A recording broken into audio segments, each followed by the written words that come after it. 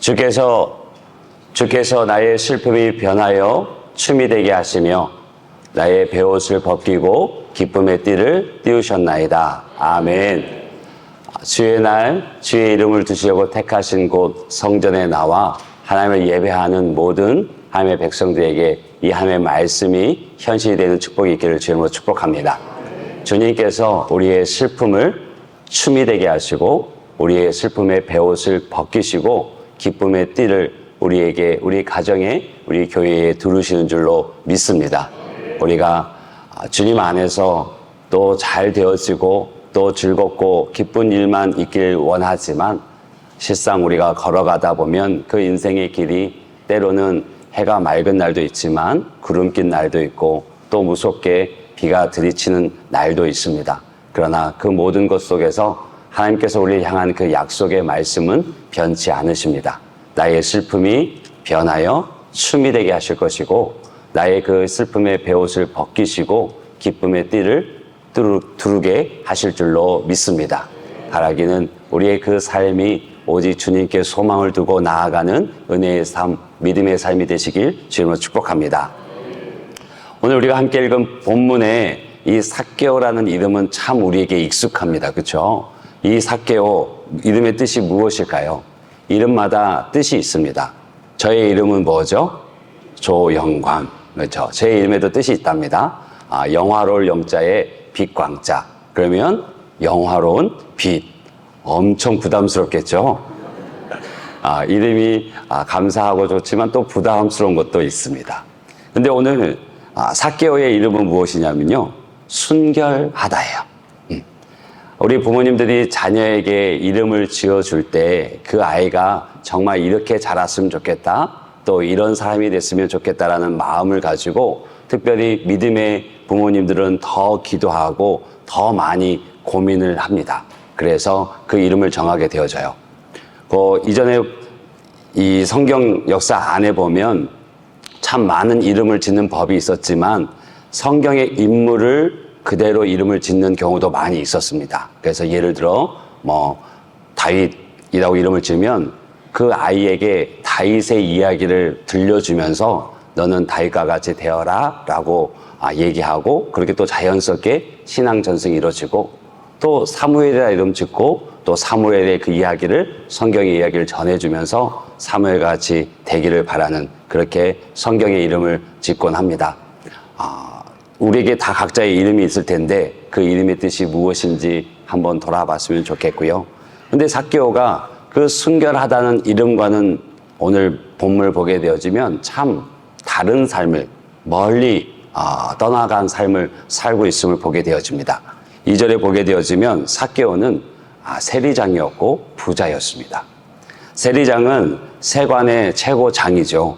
당시 팔레스타인 지역에서는 이 세관 업무를 보던 곳이 세 군데 있었는데 그중 한 곳의 책임자가 바로 삭개오였습니다. 세리라고 불리는 세관 직원들이 가장 높이 오를 수 있는 자리가 바로 세리장, 세관장이죠. 이 정도면 크게 성공한 셈입니다. 그리고 성경은 삭개오가 세관장인 동시에 또 부자라고 얘기합니다. 그 말은 그 세관 업무를 통해서 부를 축적했다는 것을 암시하고 있는 것입니다. 당시 세관 업무는 오늘날 우리의 세관 업무하고는 다릅니다.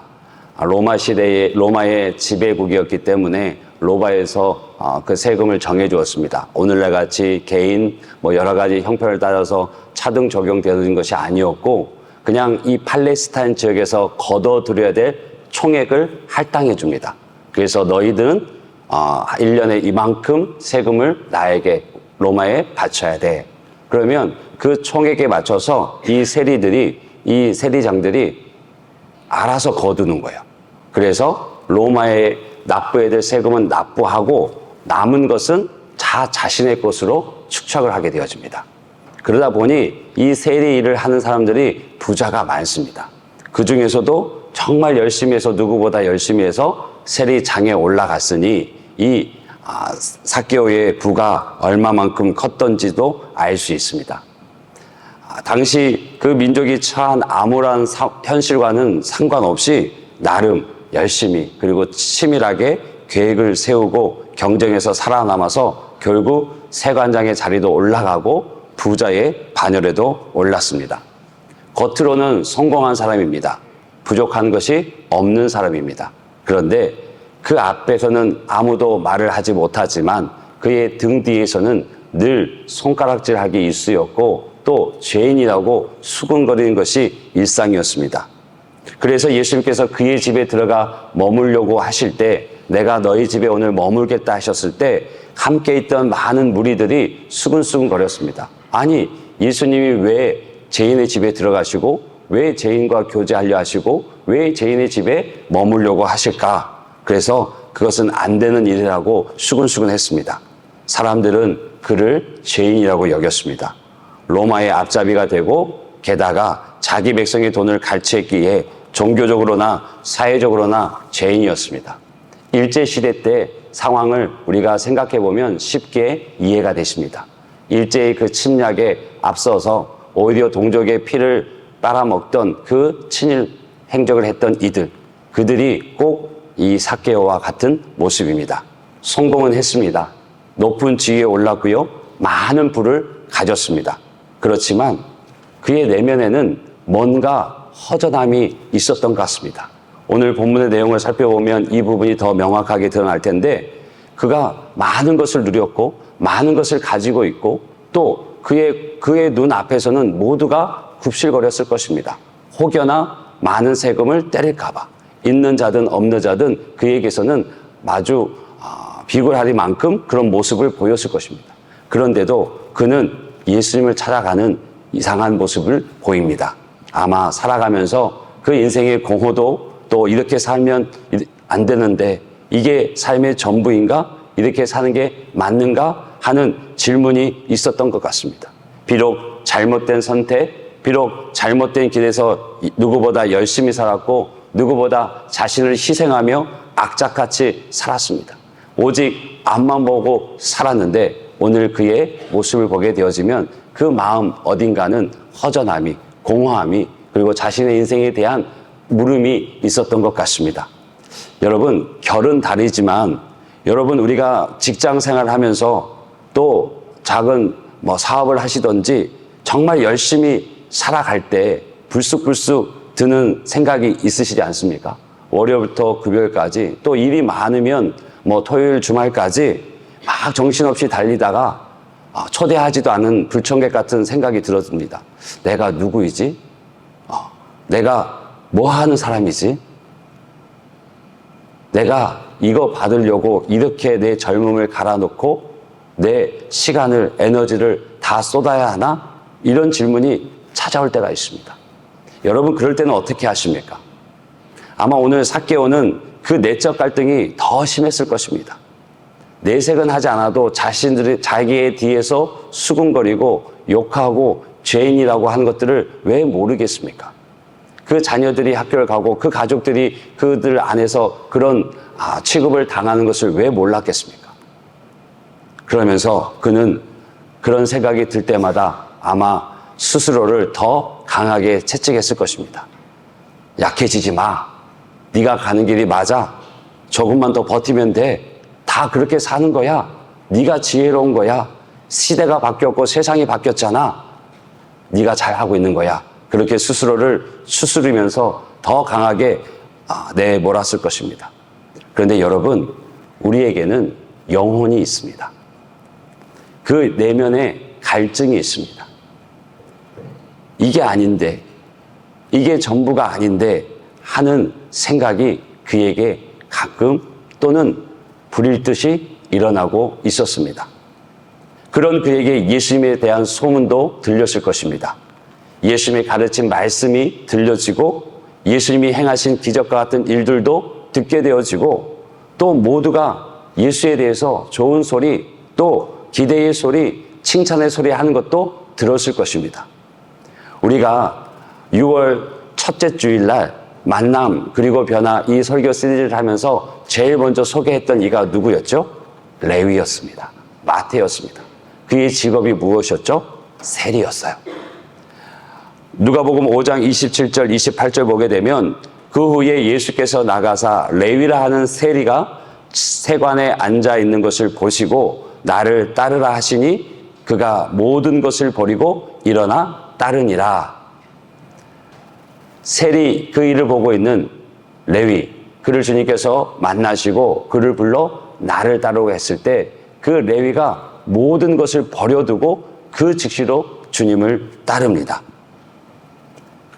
그 이야기가, 그 사건이 상부에 보고되었겠죠. 그리고 그의 인생이 어떻게 달라졌는가도 간간히 듣게 되어졌을 것입니다. 또 누가복음 15장 1절에 보면 모든 세리들과 죄인들이 말씀을 들으러 가까이 나아오니, 세리들과 죄인들이 예수님의 말씀을 들으려고 예수님 가까이 나아왔다라고 얘기합니다. 그러니 다른 마을의, 다른 지역의, 다른 이들의 이야기만이 아니라 자기가 일하고 있는 그 같은 직군의 밑에 있는 사람들이 예수님을 만나고 그 직업을 놓고 예수님을 따랐단 말이에요. 그 시대에 물론 양심의 가책만 없으면 제일 좋은 직업 아닙니까? 완전한 부가 약속되어진, 또 그 길이 약속되어진 그 자리인데 그 레위가 예수님의 부르심을 입고 그것을 다 버리고 예수님을 따라요. 그리고 세리로 그 일을 하는 사람들이 예수님의 말씀을 듣기 위해서 모여들어요. 그리고 그 가르침을 듣고 또 그들끼리 나누겠죠. 그러니 이 삭개오는 예수님에 대해서 들었을 것이고 그 기적도 알았을 것입니다. 오늘 19장입니다. 상상이 되십니까? 그는 더 예수님에 대해서 궁금증이 더해가고 정말 부족할 것이 없는 그 인생 가운데 예수님이 불쑥 찾아오신 것과 같습니다. 그래서 이렇게 살아가는 게 전부가 아닌데 하는 생각이 그에겐 더 자주 들었을 것입니다. 그리고 오늘 우리가 19장을 읽었지만 바로 앞에 18장의 마지막 부분에는 예수님께서 여리고에 가까이 오셨을 때에 시각장애인이 예수님이 오신다는 얘기를 듣고 부르짖습니다. 다윗의 자손 예수여라고 부르짖어요. 그런데 모든 사람들이 그를 잠잠하게 만듭니다. 앞을 보지 못하는 이가 주님이 지나가신다는 말을 듣고 마지막 한 줄기 빛과 같이, 마지막 이 소망의 끈과 같이 부르짖습니다. 그런데 주변 사람들이 그 모든 것을 잠재우려고 해요. 입을 다물라고 합니다. 시끄럽다고 합니다. 얼마나 무서웠을까요? 얼마나 두려웠을까요? 얼마나 겁이 났을까요? 그런데 그 시각장애인은 움츠러들지 않습니다. 오히려 더 큰 소리로 주님을 부릅니다. 다윗의 자손 예수여, 내가 여기 있습니다. 나를 만나주십시오라고 부르짖어요. 그 소리를 예수님께서 들으십니다. 그리고 그를 오라 하시고 네가 원하는 것이 무엇이냐? 그러자 그는 막 추워도 망설이지 않고 보길 원합니다. 보기 원합니다. 그랬더니 주님께서 내 믿음이 너를 구원하였다 하시면서 그의 눈을 치유해 주시고 회복해 주시고 구원을 말씀해 주셨습니다. 여리고에 가까이 왔을 때 그 이야기도 이 삭개오는 들었을 것입니다. 삭개오가 이 모든 이야기를 들었을 때 그의 마음은 어땠을까요? 많은 이들이 주님을 만나고 또 주님을 만나려 하고 그들 입에서 들려오는 그 주님의 소리를 들으면서 여리고의 마음은 어땠을까요? 혹시 나도 예수님 만나면 달라지지 않을까? 혹시 내가 예수님 만나면 내 인생도 바뀌지 않을까? 그런데 그 예수님이 여리고에 오신다고, 자기 동네에 오신다는 소식을 듣고 그는 결심했을 것입니다. 꼭 한번 만나봐야겠다. 이 소문의 이야기의 진상인 예수가 누군지 어떤 분인지 꼭 한번 만나보고 싶다. 내가 꼭 만나리라. 그렇게 마음에 결심을 했습니다. 그렇게 예수님이 어떤 분이신가에 대한 궁금증이 쌓여가고 자기 인생에 대한 변화도 꿈꿀 수 있게 되어지고, 그리고 그동안 자신이 어떤 소리에도 귀를 닫고 자신의 내면의 그 갈등도 무시하고 오로지 성공을 위해서 스스로를 다그치며 달려온 그 인생, 그러나 무엇으로 채워지지 않는 그 공허함을 느끼며 있던 그때에 더욱 예수님께 또 더욱 예수님을 만나야겠다는 생각에 절실함이 생겼을 것입니다. 여러분, 그런 마음이 우리 가운데 있고 그런 분들이 이곳에 주님을 예배하고 있는 줄로 믿습니다. 그런데 불행하게도 삭개오는 예수님을 보려고 갔을 때 많은 방해물이 있었습니다. 우리가 삭개오 하면 뭐가 또 생각이 나십니까? 작은 키, 그리고 뽕나무. 지금은 돌무화과 나무라고 바뀌어져 있지만 그 두 가지가 생각나실 거예요.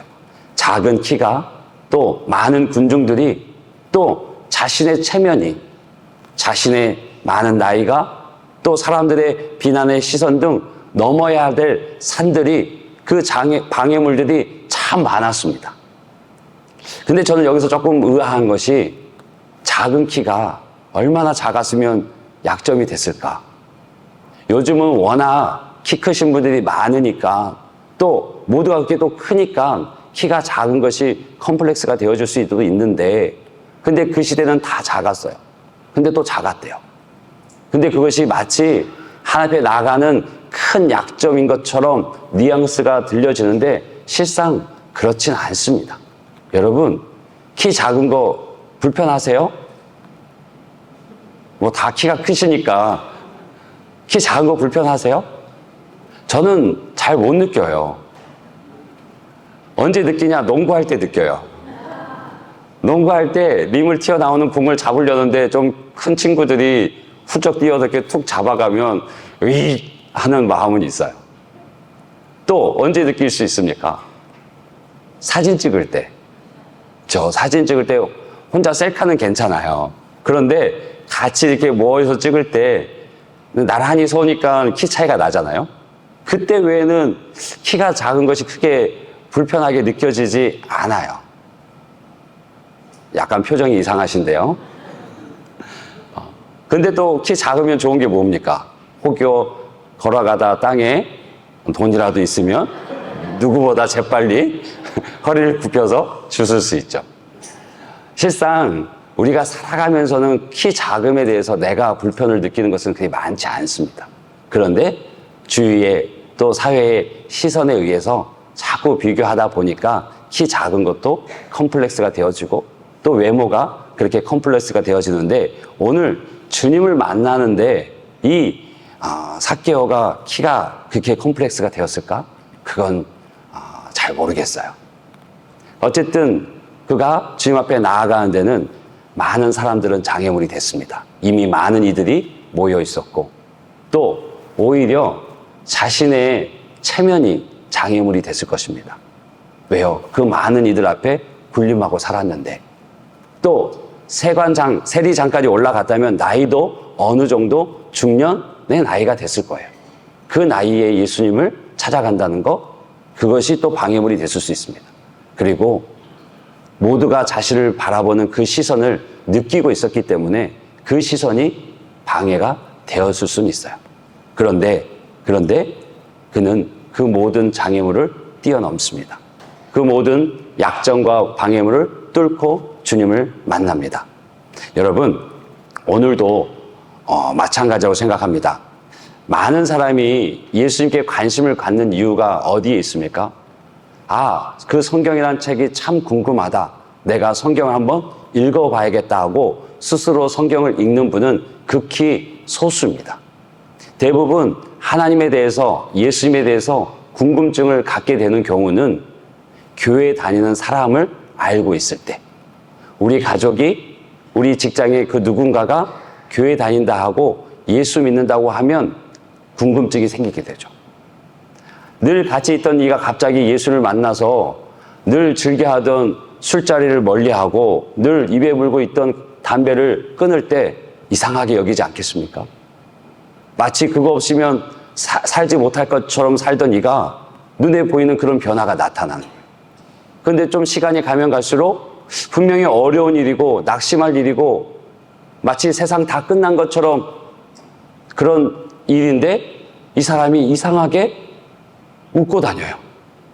이상하게 소망을 얘기해요. 이상하게 하나님이 도우신다는 말을 하고 다녀요. 그러면 가까이 있는 그 사람을 보는 다른 이들은 어떨까요? 예수가 누구지? 예수님이 누군데 저를 저렇게 바꾸지? 저렇게 저 인생이 바뀌어지지?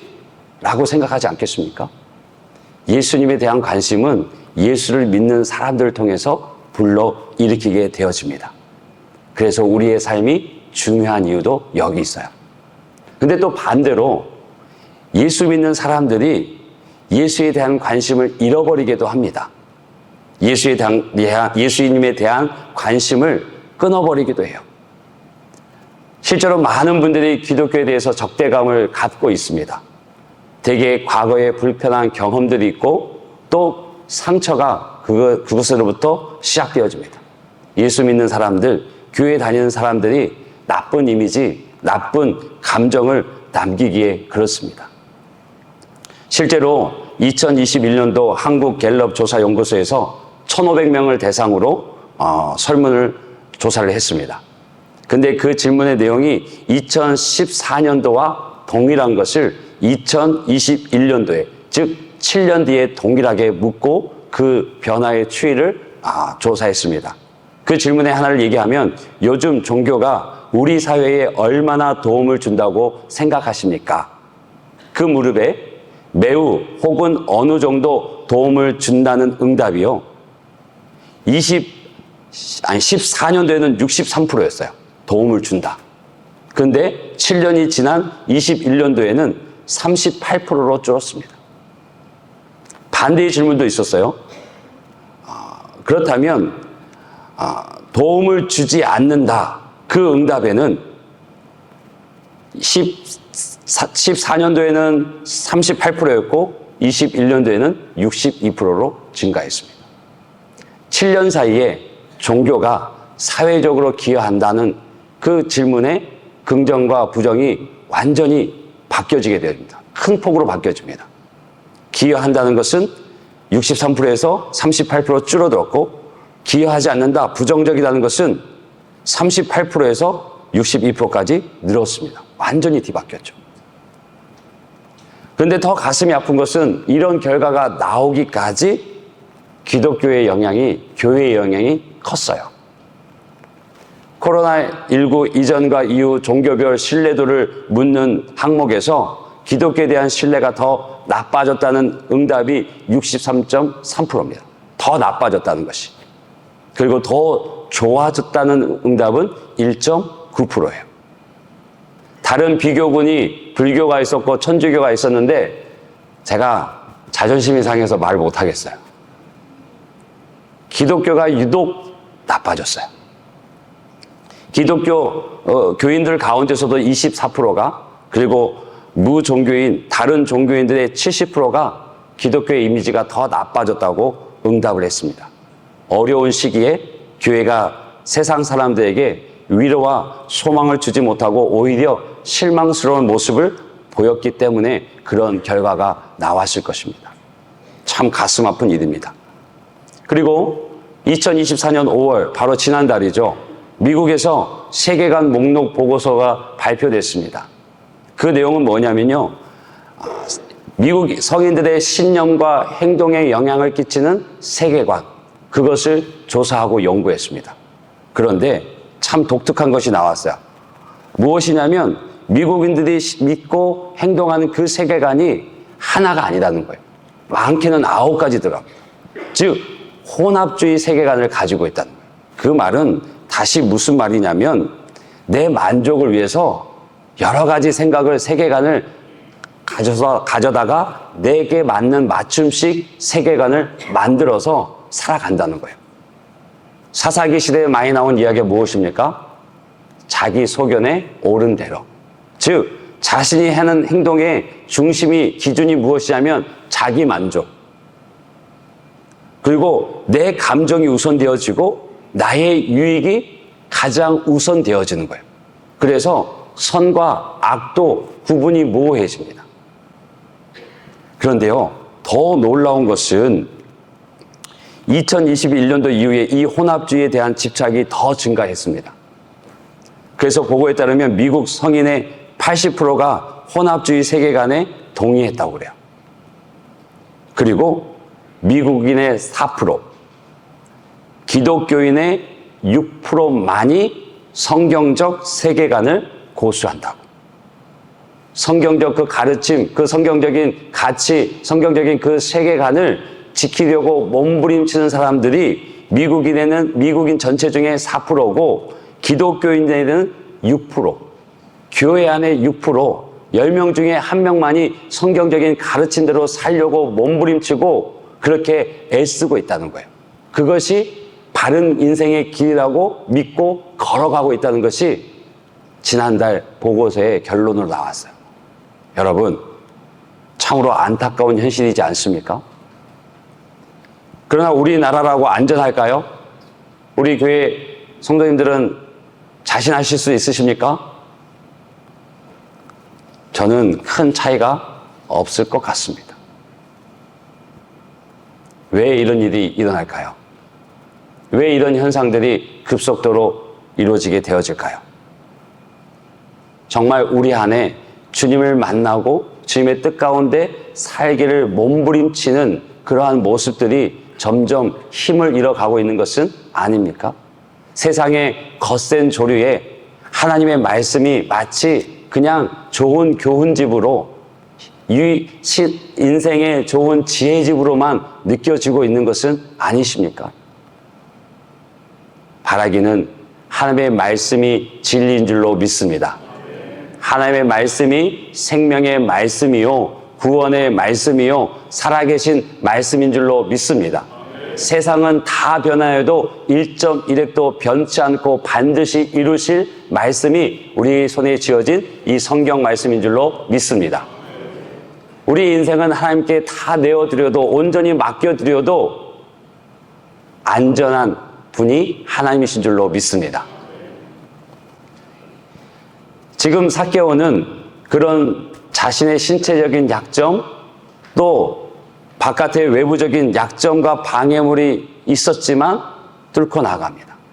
그런데 그 안에는 더 큰 방해물이 있었습니다. 바로 삭개오의 마음에도 있었고 우리 마음에도 있는 것 같습니다. 그것은 뭐냐면, 나한테 예수가 꼭 필요할까? 이 문제에 예수가 꼭 필요할까? 예수 없이도 지금까지 잘 살아왔는데 꼭 신을 믿어야 할까? 이 나이에 신을 찾는 게 더 구차해 보이지 않나? 예수 믿으면 불편해지는 것은 아닐까? 그런 생각들이 삭개오 마음 안에도 있었습니다.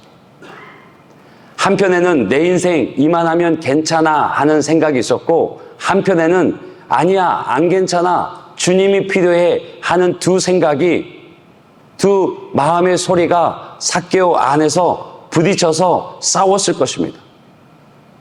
하나님을 찾지 못하도록 막는 가장 큰 방해물은, 나 그래도 이 정도면 괜찮잖아, 나 이 정도 괜찮은 사람이잖아, 남에게 피해 주지 않고 남의 눈에 눈물 빼지 않고 나 그래도 법 지켜가며 잘 살아왔잖아 라는 생각, 그 목소리가 영혼의 상태를, 내 영혼의 상태를 살피거나 삶의 의미를 찾지 못하게 하는 가장 큰 방해물이 되어집니다. 삭개오는 이런 어려움을 뚫고서, 이런 방해물을 뚫고서 예수님께 나아갑니다. 돌 무화과 나무에 올라갈 만큼 예수님을 만나고 싶었습니다. 간절했습니다. 예수님은 삭개오의 그 마음을 아셨고 삭개오에게 다가가셨습니다. 그리고 그런 삭개오를 예수님이 보시고, 삭개오야 속히 내려오라, 내가 오늘 내 집에 유하겠다고 말씀하셨습니다. 삭개오는요 뛸 듯이 기뻤습니다. 급히 내려와서 즐거워하며 예수님을 영접했다고 해요. 그리 높은 나무는 아니지만 아마 떨어지듯이 내려왔을 것입니다. 너무 기뻐서. 근데 여기서 저는 또 궁금증이 생깁니다. 왜 삭개오가 그렇게 기뻐했을까? 뭐가 그리 기쁜 일일까? 왜요? 예수님이 그의 병을 고쳐주셨나요? 아닙니다. 예수님이 그의 문제를 해결해 주신 것도 아닙니다. 그가 예수님에 대해서 얼마나 많은 것을 알고 있는지는 모르지만 한 번도 예수님을 개인적으로 만난 적도 없습니다. 친분도 없고 또 그 삭개오 인생에 무언가를 특별한 것을 해준 것도 없습니다. 그냥 오늘 처음 만나서 예수님이 오늘 너의 집에 내가 머물겠다라고 했는데 왜 이렇게 기뻐했을까요? 제가 보기에는 여리고에 제가 보기에는 삭개오에게 여리고 가까이 왔을 때 주님을 만났던 그 시각 장애인의 간절함과 진실함이 있었던 것 같습니다. 시각 장애인이 예수를 만나 치유받고 구원받았습니다. 삭개오에게 그 같은 치유와 구원에 대한 간절함과 진실함이 있었던 것입니다. 그래서 예수님께서 자신의 이름을 불러주는 것만으로도 자신의 집에 오시겠다는 그 말에 너무 기쁘고 너무 좋았던 거예요. 자신에게는 아무것도 해주신 것이 없어요. 어떤 인생에 살아갈 지표의 말씀도 해주신 것도 없고요. 육체의 질병을 고쳐주신 것도 없고요. 그 삶의 문제를 해결해 주신 것도 없습니다. 오늘 처음 만나서 삭개오야 내려와라. 내가 오늘 너희 집에 머물게. 그 한마디에 기뻐서 뛰어내려옵니다. 그런데 또 주위에 있는 무리들은 그것을 이해하지 못합니다. 그것이 못내 불편합니다. 못마땅합니다. 왜요? 삭개오가 어떤 일을 하며 살았습니까? 삭개오가 얼마나 악하게 돈을 벌었는지, 그가 어떻게 부자 되었는지를 마을 사람들은 다 알고 있었기 때문에 예수님이 그 죄인의 집에, 삭개오의 집에 간다는 것이 못내 못마땅했고, 그래서 수근수근하고 비난합니다. 예수님께서 그 사람 삭개오를 가까이 하지 않는 것이 맞는 것 같습니다. 그래서 그들은 참을 수가 없었어요. 그런데요, 예수님은 삭개오를 향해서 죄인이라고 하지 않으셨습니다. 잃어버린 자라고 하셨습니다.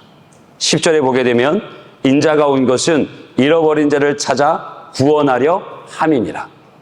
삭개오를 향해서 죄인이라 말씀하지 않고 잃어버린 자라고 말씀하셨습니다. 모두가 죄인이라고 삭개오를 욕했지만, 손가락질했지만 예수님은 그러지 않고 잃어버린 자라고 얘기했습니다. 그 단어 안에는 예수님의 마음이 담겨져 있습니다. 동정이 담겨져 있고요. 매우 그 인생을 불쌍히 여기는, 그 영혼을 불쌍히 여기는 주님의 마음이 가득 담겨 있습니다. 여러분, 부모가요, 자기 자녀가 아무리 밖에서 나쁜 짓 하고 다녀도 그를 보고 죄인이라고 하진 않습니다. 저 인생이 길을 잃었구나. 저 인생이 상처가 있어서 저렇구나. 잘못 살았구나. 그렇게 얘기하지 자신이 자녀를 두고서 죄인이라고 정죄하는 부모는 없습니다. 마찬가지로 우리 하나님께서도요, 삭개오를 두고 죄인이라고 정죄하지 않으시고 네가 길을 잃었구나. 네가 잘못된 곳에 있구나. 그래서 잃어버린 자라고 말씀하신 것입니다.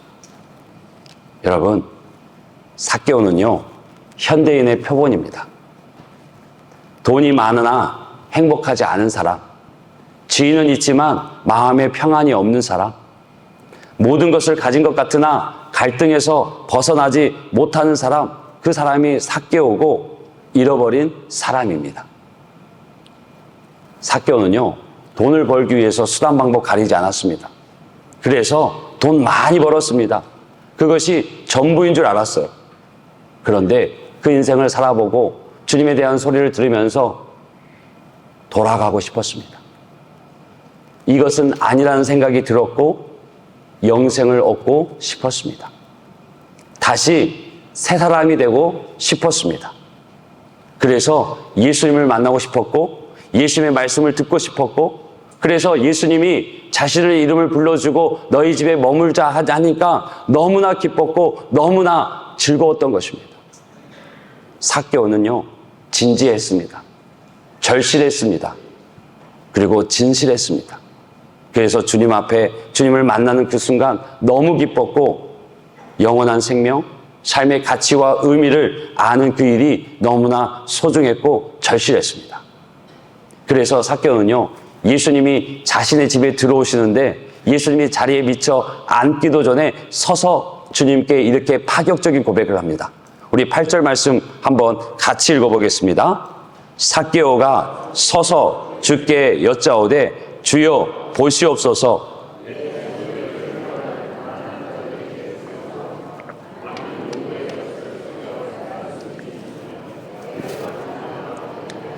아멘.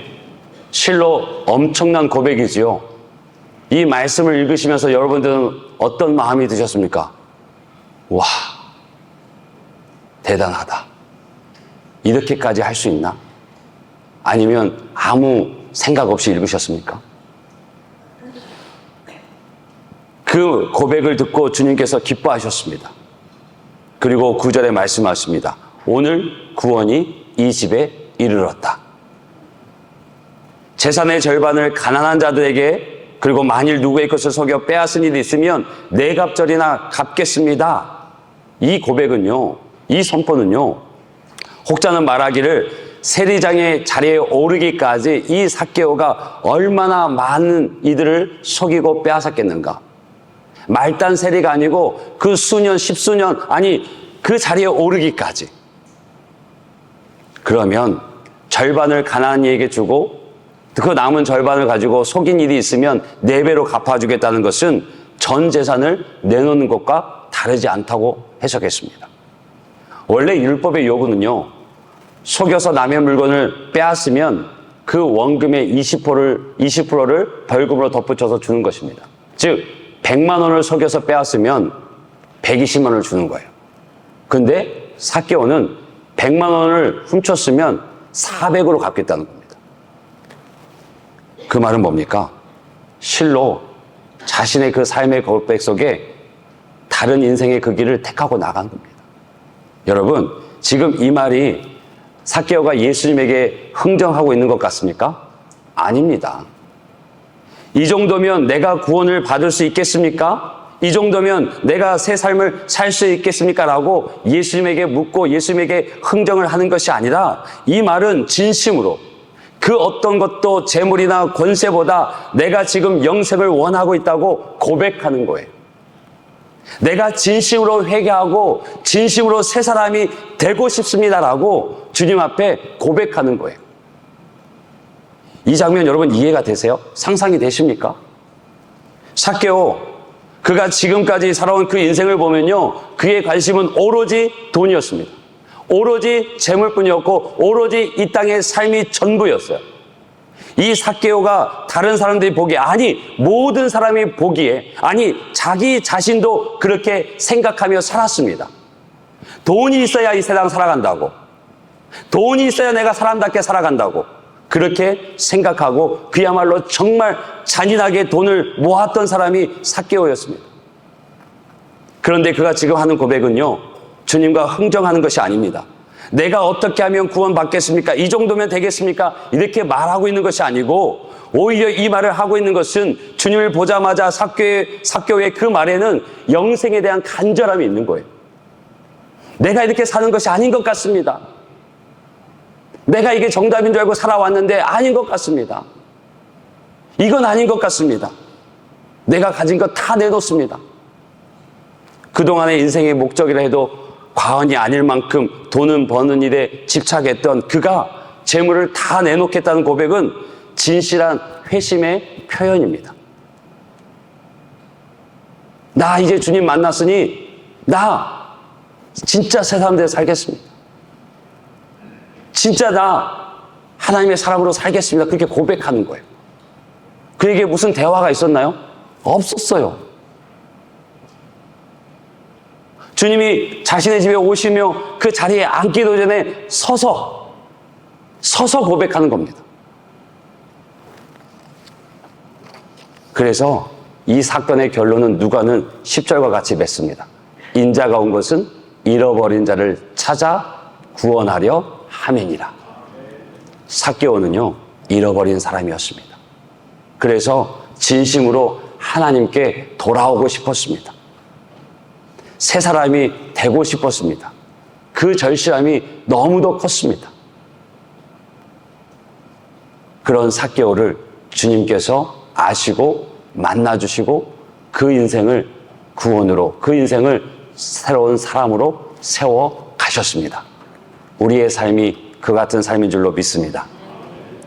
그런 삭개오, 지금까지는 삭개오가 주님을 만나기 위해서 그 간절함과 절실함과 진실함으로 많은 장애물과 방해물을 뚫고 넘어서서 주님을 바라봤습니다.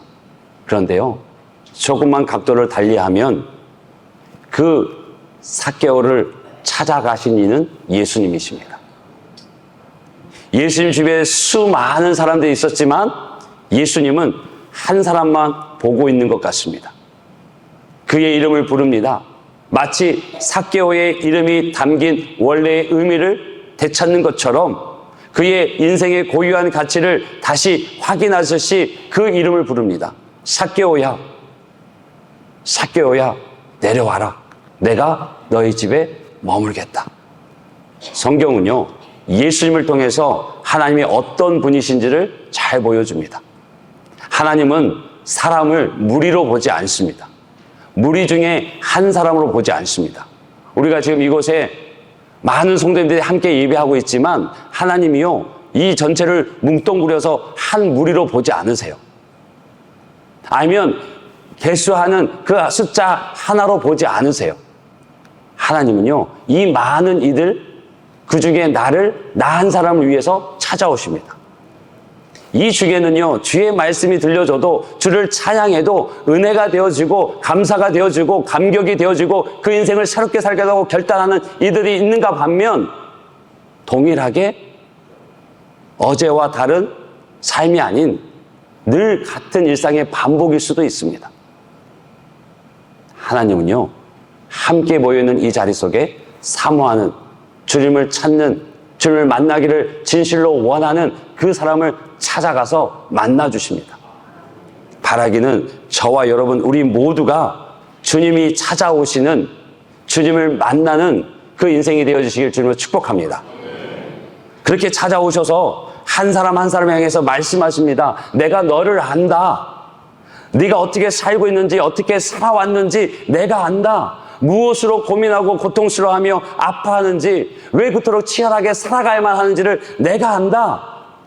또 내가 너를 얼마나 사랑하는지, 네가 얼마나 힘들어하고 있는지 내가 다 알고 내가 너에게 내 사랑을 보일 거야 라고 말씀하십니다.